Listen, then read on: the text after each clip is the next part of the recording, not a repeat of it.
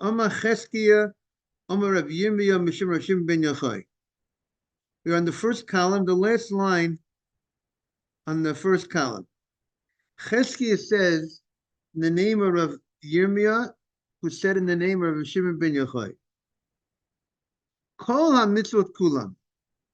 All the mitzvot, there's a certain way that when you're using an item, let's say using hadassim, aravot, lulav, the etrog, in order for you to fulfill the mitzvah, you have to hold the item the way it grows, the way it grows on the tree, with the stem on the bottom, and then the top on the top, and therefore we as you know we hold the etrog upside down. The common custom, I think, is we hold the etrog upside down at the time we say the bracha, because we do not want to fulfill the mitzvah yet, because we want to do the bracha before the performance of the mitzvah, right, Ralph? So how do you ensure that you say the bracha because before you perform the mitzvah of etrog is by holding the etrog not in the proper fashion. And since you hold the etrog not in the proper fashion, that ensures that you did not, fulfill the mitzvah of etrog. So that's the whole idea. You hear that, David? The whole idea that we have the etrog upside down at the time that we say the bracha is because we want to ensure that we do not get the mitzvah yet. Before you put a mezuzah on your doorpost, you say the bracha before you put the mezuzah. Before you tie your tefillin, you go ahead and you say the bracha before you tie your tefillin. Before you put on the tallit, you say the bracha, then you wrap yourself in the tallit. Yes.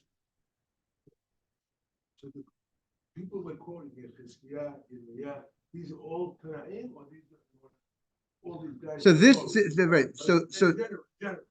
So in general, there's a mix. So right now we're quoting Rabbi Shimon ben Yochai. He's a Tana. They don't say right. A lot of times you could see it when it has Rebbe, Reish, Beit, Yud, usually indicates they got smicha. The smicha, the rabbinic ordination, which was given through the time period of, let's say, the Tanaim. The Amoraim during the later generation, a lot of them it's not Rebbe, it's Rav, Reish, Bet. That's automatically an indicator. Like in the markets, there are certain indicators in the markets. So that would be an indicator.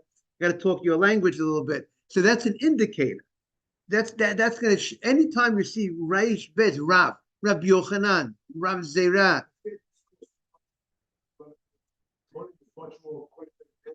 Right. Tanaim was shorter in general. They weren't. The Amoraim elaborated much more. Exactly. The Tanaim with the Mishnah, we have a lot in the Mishnah, which is very concise. And so that's the key giveaway when you have Rav. Anytime you have Rav Zera, Rav Yochanan, without the Yud, those are Amoraim. There's a later rabbi. And the later rabbis will not argue on the Tanaim period. That's the general rule. And therefore, you'll find in the Gemara that the Gemara will, if there's a later rabbi called an Amorah, a later rabbi, if he would say a statement, if we show an earlier rabbi from the Tanaic period that argues on him, he would back off. He would, and that would be a refutation to his opinion. But those Amoraim will not want to argue on the earlier rabbis. That was the great respect that they argue among themselves. Right. You know, the rabbis among themselves, like you have Abaye v'Rava. Rava and Abaye. You have Rabbi Yochanan and Rabbi Ishlokus. They argue with each other constantly. But they're the spirit. They're all in the same league. And in the same league. But then there's a different league, a different level. That's the Tanaic is the higher level. And the rabbis in the later level will not want to be, because we say that the closer you are to Sinai, the more authentic and the more, everyone's authentic, but their ruling is more to be relied on. And their halachic ruling, the halachic statement would be they had a greater understanding of the Torah. The earlier rabbis had a greater understanding than the later rabbis. Therefore, the earlier rabbis would trump the What do you say? It's always the case, right? And they had and they would trump the later rabbi. It's not. It's a very good point, David. I think Ralph appreciated it as well. Okay, so the Gemara. By the way, I don't mind digression. So don't worry about it. As long as we're not asking. It's not like we said that the Yankees win or the Yankees lost. That's not, to me, that we don't talk about. But if we want to talk about something, if I am Robert, I'm right, then it's all good. Exactly. That's fine with me. You know what I mean? I call it a proper tangent. Okay. So the Gemara says, and the Gemara brings a source for this, that it has to be, you have to fulfill the mitzvah in the way it grew. The bottom on the bottom, the top on the top. Rashi says on all the mitzvot, Rashi says the boards of the Mishkan, the pillars, the way the wood grew, and alulav, hadasim, all of these have to be done in this fashion. The bottom on the bottom and the top on the top. Shenema, as the pasuk says, by the kroshim, by the boards for the Mishkan, it says, Atzei shitim umdim. God bless you. By emphasizing the word umdim, I mean, you could say the fact. Why does it tell you standing? If you make it atzei shitim, obviously, if you're putting up the boards, it's going to be standing. By emphasizing the word, good morning, Mr. Haber, standing, it's indicating that it has to be standing the way it grew. Tanya Nami Hachi. We also learned in a brighter like this that Ate Shitim Omdim. What does it mean? Ate Shitim Omdim. Ate Shitim Omdim is Kederach Dilatam. It has to be the way it grew. Good morning. Dava Acher. So the Gemara offers a different explanation on Omdim. The Omdim is that when it talks about the Atle Shitim, the wood, it's Mamidim Esipuyon. That the wood, what happened was they plated the boards with gold. And there's two ways you could plate it with gold. You can either plate it with gold that you nail the gold into the wood. That's one way, with golden nails. Or you go ahead and you stand the wood exactly against the wood, and therefore that will be plated, standing side by side, and that covers the two ways to cover the wood, with the gold standing side by side with the wood. But the pasuk says, "Atzei shitim," that the wood was omdim. The wood held together the gold. The meaning that the gold was nailed into the what? Into the wood. Good morning, Nathan. The Gemara says, Dava Acher, and another pshat. What is another explanation of the word of Ate Shitim Umdim? The word Umdim, it says about the boards of the Mishkan. When they built the Beit HaMikdash, so that they put it was nignaz, the Oel Moed, the Mishkan was like Gnizah, underground. It was put. It's still there, and the Gemara says it's still there. Like Nathan says that it's going to be forever. You should not think Shema Tomah. You might think that once the Beit HaMikdash was built, the permanent Beit HaMikdash was built. I mean, it eventually got destroyed. But they no longer needed this traveling tabernacles, traveling Mishkan. You might think, Avad Sivron Mabata Sikriyam, that they're never going to come back. We're never going to have the Mishkan again. We are now on 45 B2. You might think that those boards and the other items and the bars and the sockets, all those things are not going to be used again. Talmud Loma Atzei Shitim Umdim. They will stand forever. Umdim le'olam u'l'ol me'olamim.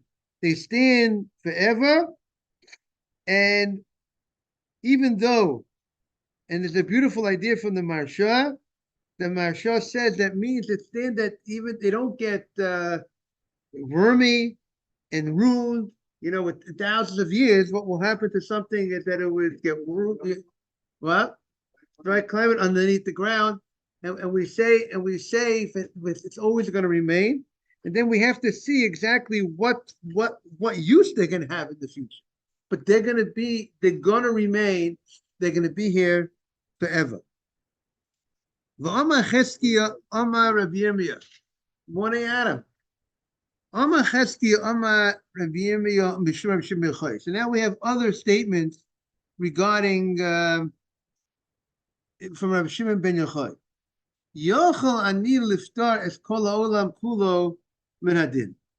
He says an amazing statement. As we know, Rabbi Shimon ben Yochai, him and his son were the Romans were after them to kill them, and they had to hide in a cave for a number of years. It was obviously a tremendous difficulties living in a cave for years, and special miracles happened to them. And Rabbi Shimon Yochai is the author. Morning, Max, and welcome back.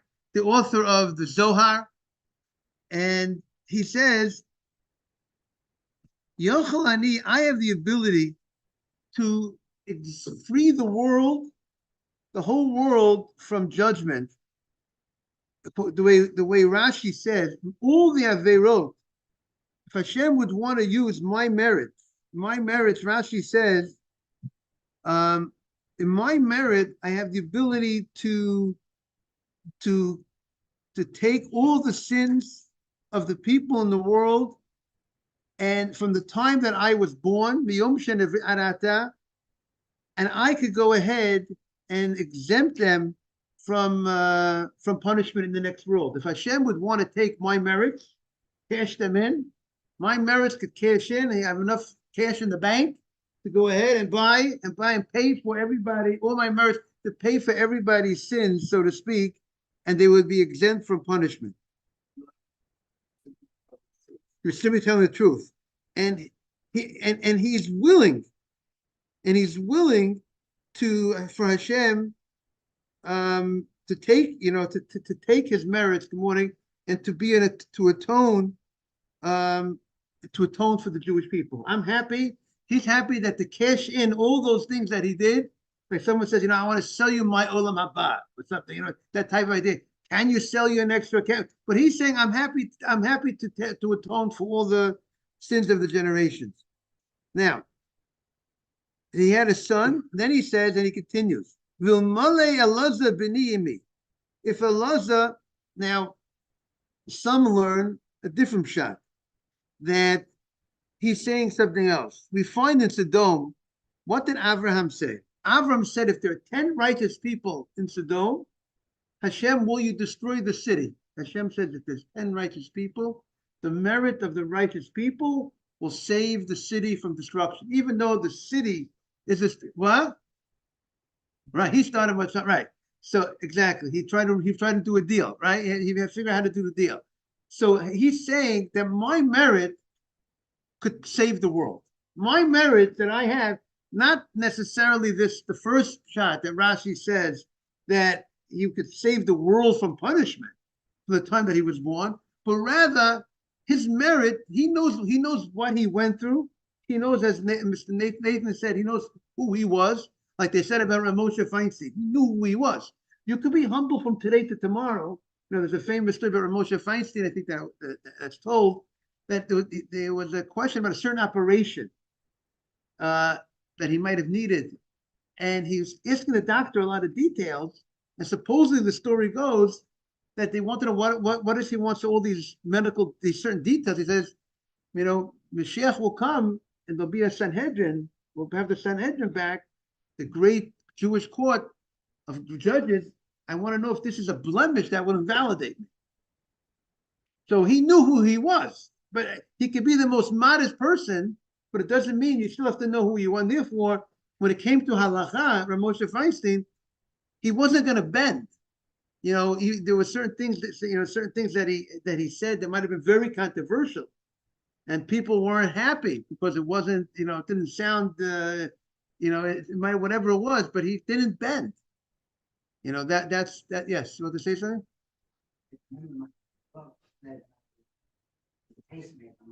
It was a pacemaker. That was the story.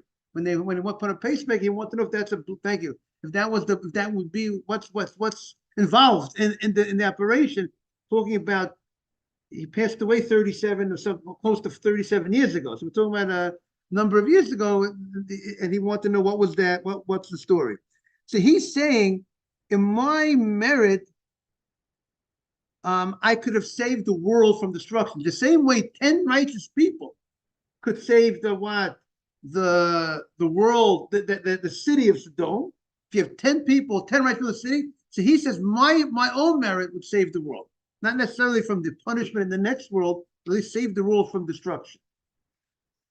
If the world themselves did not have enough merit to exist, my merit, he says, would have saved it. And then he says, but you know what? My son, Abelazar, if you would put him with me on the scale, wow, now it's a different story, a different ballgame. We could go ahead, miyom shenivra olam v'achshav. We could save the world, our merits together on the scale, could save the world from the time of creation until now. That's how powerful. Now, you could say, is it that his son was greater than him? Or is it when you put the two together, as we all know, let's say a person could pick up 150 pounds. Another guy could pick up 150 pounds. But when you're two doing something together, what do you call that? There's a word there, that the power of two, it's much more than 300 pounds. You can pick up maybe 350, 400, with power of two people coming together. So that's also the idea of two. Maybe he's not necessarily that his son was greater than him, but having the power of the koach of the rabbim, the koach of the people putting both together, that would go ahead and be able to go from the beginning of the world till today. And then he says an amazing next statement is something which is also amazing. Yotam ben Uziyahu iman. And if Yotam ben Uziyahu, he was one of the Jewish kings, and Rashi says, we'll first say what the Gemara says. Then, if we have number 3 with us, miyom shenivra olam ad sofo, we'll be able to go ahead and save the world from the day the world was created until the end of time. That's the power of all 3 of us will be together on the scale together to go ahead and save the world. Now, who was this Yotam? What was so special about this Yotam? And I think Dave is going to appreciate this about Yotam. What's Yotam? So Rashi says he was a great tzaddik. He was a great righteous person. And he was the most humble. He was humble, very much more humble than the other kings. And we know humility, as the Ramban writes, humility is the greatest midah, is the greatest attribute, to be humble. And he says, "V'zachar b'kibur aviv." One of the big things that he had that was very unique about him was the way he honored his father. So here we're talking about maybe you're honoring your mother with the Kaddish, but the honor of a parent is so powerful because it says his father, all the day, whenever his father was a Mitzorah, he had leprosy. And when his father got leprosy, it says over there that anything he did, and he would be the one who would judge the people, but the leprosy, you have to send them out of the camp. So the son, Yotam, was the one who was the active king, so to speak, or active. No. He wasn't judging leprosy. His father, Malchi Yehuda, was from the tribe of Yehuda, not Kohanim. But he was, when people had issues or questions, halachic questions or whatever, or cases, just like Shlomo HaMelech. Shlomo the judge, he was the judge, right? Famous case with the baby or other things.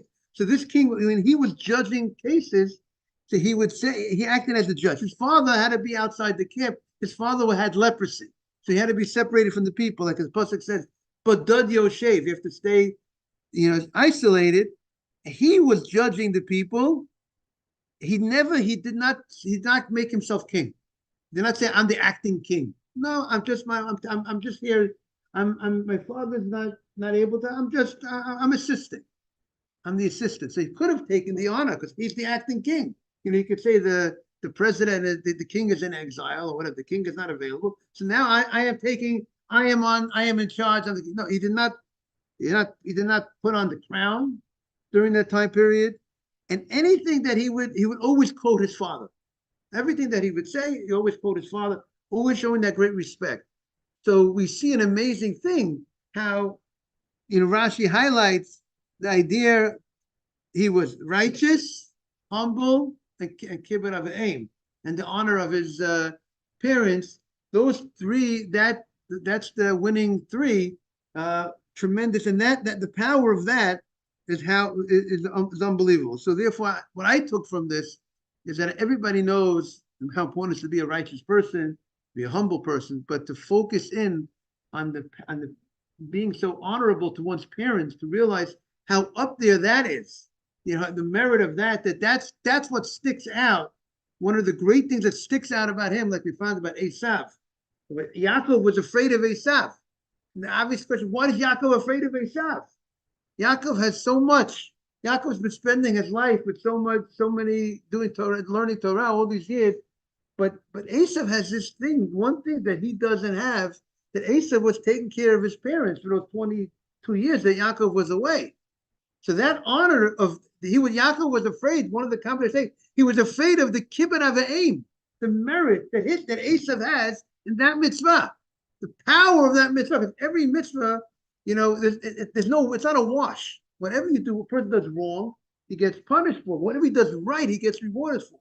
So therefore, Esav has this great merit. So therefore, I think it should strengthen our honor for our parents, and there's an obligation to honor a person's parents when they're alive, and there's an obligation to obligate someone's parents when the parents pass away. And that's what's happening with David saying Kaddish on a regular and every day, and that there's an obligation to do that. People keep the yard site, all those things. That's part of the mitzvah of honoring one's parents after they pass away. The Kitzur Shulchan Aruch says the greatest way to honor your parents is more than saying the Kaddish, as great as Kaddish is, but is by living the life the way a Jew is supposed to live a life.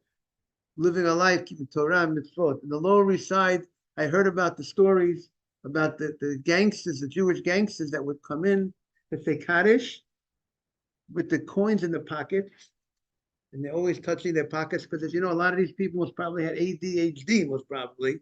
They were fast with the gun and they're not too patient, right? You get angry very, they're always, that's what I heard from a guy from the old time from the Lower East Side. Remember them jiggling the coins in their pocket. They came to say Kaddish. That's great. But what kind of life did they live? We have a plaque for one of them in the shul. Bugsy Siegel's on the wall. There's a plaque. His sister gave a plaque in the Bial Succah shul. I think Benjamin, take a look at it. Look him up. Benjamin Siegel. And, I feel bad for him. You know what I'm saying? People who had a lot of abilities and they weren't channeled in the way they could have been channeled. So that's just a so remember that. Now here's another very interesting statement from Rabbi Shimon ben Yochai. He says, Ri'iti b'nei aliyah. I see the people, I see how people are acting, and there are people that that merit a high level of Shekhinah, a high level of divine presence, a certain level of closeness to Hashem, that Hashem bestows certain divine presence on him. It's just like, there's a Shekhinah in the synagogue, have people come together at certain levels, at all different levels of this divine presence. So he says, Ve'hein mu'atim. And there's not so many people that, I don't know how many there are, he says, but there are not so many people that are meriting this high level of Shekhinah. I see the way the people are acting. I see the actions of the generations. Um, we know also in the Gemara in Shabbat when it talks about when he comes out of the cave and he sees people are focusing their life on, they're not putting enough spiritual focus. So he was very upset, very critical of what people were doing. Instead of focusing on spirituality more, too much focus on the mundane. So he says, I see the actions of the people. There's not too many people that are meriting this high level of divine presence. He says, Im Elifheim, if there's 1,000 people, I don't know how many. If there's 1,000, I want to tell you, me and my son, he says, are among them. Like you said, Nathan, he knew who he was. He knows, by the way, he sees already how Hashem is the closeness of God with him, the miracles in the cave, and Hashem taking care of him in such high level way. So if there's 1,000 people that merit this divine presence, I happen to be, and my son, he says, are among them. He was his son in the cave. In Meyahem, if there's 100 people that get this level of divine presence, of closeness, of special supervision and closeness to Hashem, I and my son are among those 100. And in Mishnayim, if there is 2 people that get this divine presence, I want to tell you, it's me and my son. That's what Rishon ben Yochai said. Now, the Gemara says, and the Gemara questions, what do you mean? You're telling me there's only a few tzaddikim that merit this, such the divine presence, Shekhinah, to be able to, with the language of Rashi, that people that makablim pnei Shekhinah, that receive the Shekhinah. V'amar Rava, Rava said, Tamni Sri, and really the question is when he says, you could also learn, I see there are a few people that are meriting that they will receive in the future. See, Rashi seems to be saying that it's referring to the level, not this world necessarily, but rather that they will receive the Shekhinah in the next world. So the Gemara says, V'amar Rava, Tamni Sri Alfei Dare Havi de Kamei de Kucha Brechu. There's 18,000 rows of tzaddikim in front of Hashem. There's 18,000 rows of tzaddikim. Shenema Saviv, Yecheskel talks about the vision that he sees, Saviv Shemona Asa Elef. And there is 18,000 people that are in front of Hashem receiving this closeness, box seats, so to speak. So therefore, what do we see? So how does he say, if there's 1,000, I'm among, maybe there's 1,000, maybe there's 100. How many people will receive, the Shekhinah? We see there's so many more. We see there's 18,000 described over there in Yecheskel. So the Gemara says, lo kasha. It's not a contradiction. There's different levels of Shekhinah. There's different levels of closeness, of seeing, of getting of the divine presence. That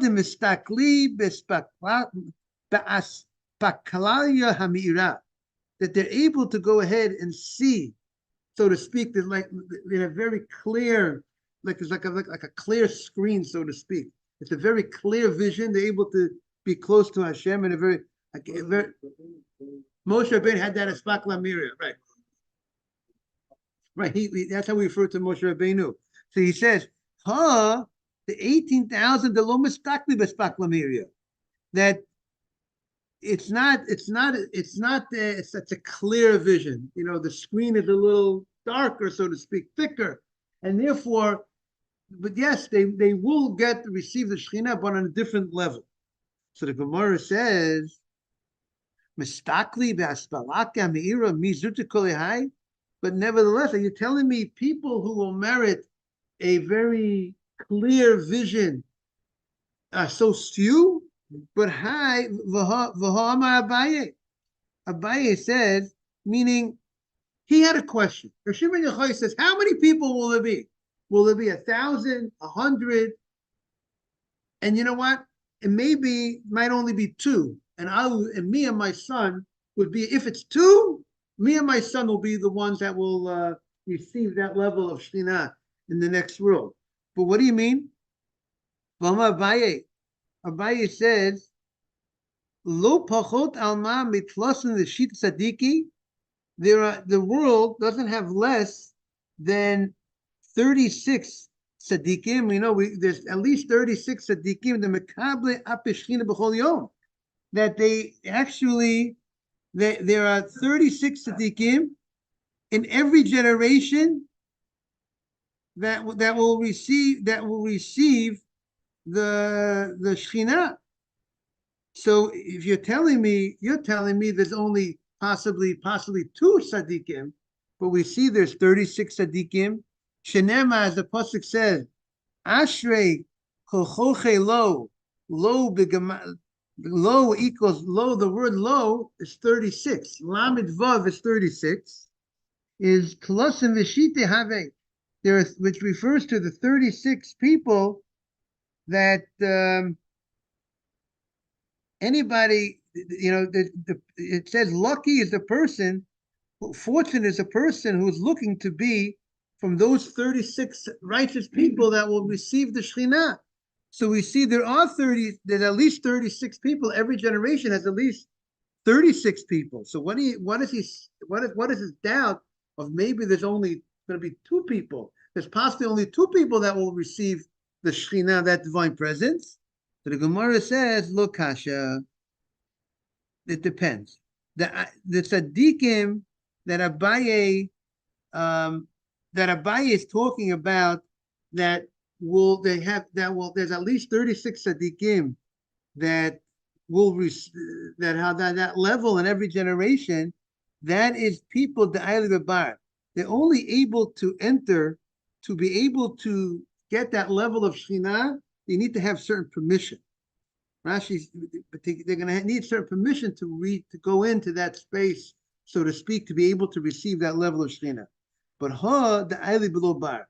But Rabbi Shimon ben Yochai and his son, they're on the level that they're not going to need any permission to get to that space in the next world, to be able to have that level of vision of Shekhinah, of seeing that divine presence.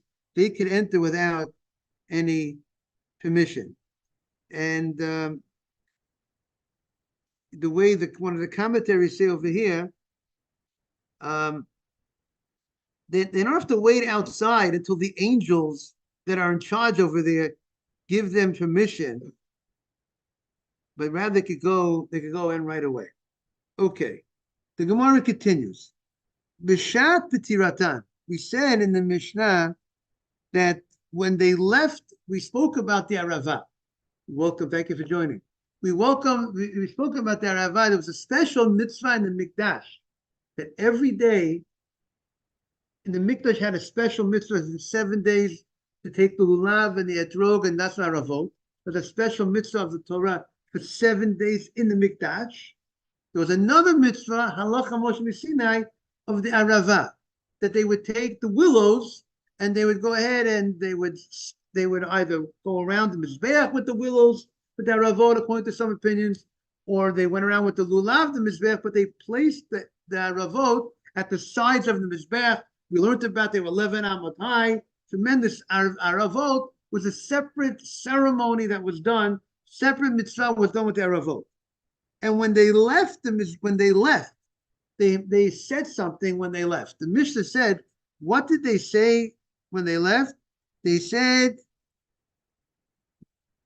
Yofi lecha mizbeach, Yofi lecha mizbeach. The first opinion of the Mishnah says, all this beauty that we've done, the ceremony, placing of the Aravot, all this beautiful thing that we've done is for you, the Mizbeach. For you, in honor of you, the altar which serves as an atonement for the Jewish people. We're learning Sefer Vayikra now, and Pasha Shmini this week. We've been learning about the Korbanot. The Korbanot serve as a great atonement. So we're showing our appreciation for what's being accomplished by the Mizbeach. And then the second opinion says they don't just talk about the Mizbeach. They say that doing this leka ulecha mizbeach, to Hashem and to you the mizbeach. This honor that we're doing, one area, when we do this honor that we're doing is an honor of leka for Hashem, and we're also doing it for Hashem and for the mizbeach. We're honoring God and honor the altar. The issue the Gemara is going to have is how could you're grouping God and the altar like one together? You're equating them. You're putting it. No, me and my friend. Okay, you could put me together, with my friend. We're on a similar level. But God is in His own level. So that's what the Gemara is going to question. The Gemara said, Shem Shemayim v'dav acher. You're joining Hashem with something else as if they're on the same level. They're the same thing. And we know, Tanya, we're not allowed to do that. Tanya call him Mishtatev Shem Shemayim v'dav acher. Anybody that goes ahead and joins Hashem together with something else, it's nekam and olam. It's a very big punishment. Over there, the Torah is saying that if a person worships idols, he's going to get killed, even if he's worshiping the idols at the same time. He worships the idols and Hashem at the same time, because you have to serve Hashem. You have to be bilti Hashem levado. The pasuk says you have to serve Hashem. You can't be serving another god. So you can't show obviously honor to something else when you're serving Hashem. So how could you equate those two together? And we'll see tomorrow the answer to the question. Have a great day, everybody. Yeah, we have a minyan. Yes.